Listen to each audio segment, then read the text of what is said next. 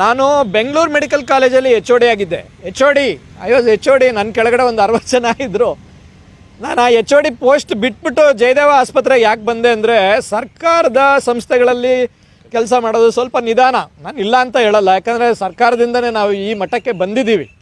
ಹಾಗಾಗಿ ಬಟ್ ಹೆಚ್ಚಿನ ನಿಮಗೆ ಆದ್ಯತೆ ಸಿಗುತ್ತೆ ಅಂದಾಗ ಜಯದೇವ ಆಸ್ಪತ್ರೆ ಇಡೀ ವಿಶ್ವದಲ್ಲೇ ಅತಿ ದೊಡ್ಡದಾದಂಥ ಕಾರ್ಡಿಯಾಲಜಿ ಹಾಸ್ಪಿಟ್ಲ್. ಈಗ ನಮ್ಮದು 1000 ಬೆಡ್ಸ್, ICU ಬೆಡ್ಸೇ 350ಕ್ಕಿಂತ ಹೆಚ್ಚಿಗೆ ಇದೆ. ಮೊನ್ನೆ ಇನ್ಫೋಸಿಸ್ ಕಾಂಪ್ಲೆಕ್ಸನ್ನ ಇನ್ಫೋಸಿಸ್ ಅವ್ರು ಕೊಟ್ಟರು, 103 ಕೋಟಿ ರೂಪಾಯಿ ಅದ, 250 ICU ಬೆಡ್ ಆ್ಯಡ್ ಮಾಡಿದ್ದೀವಿ.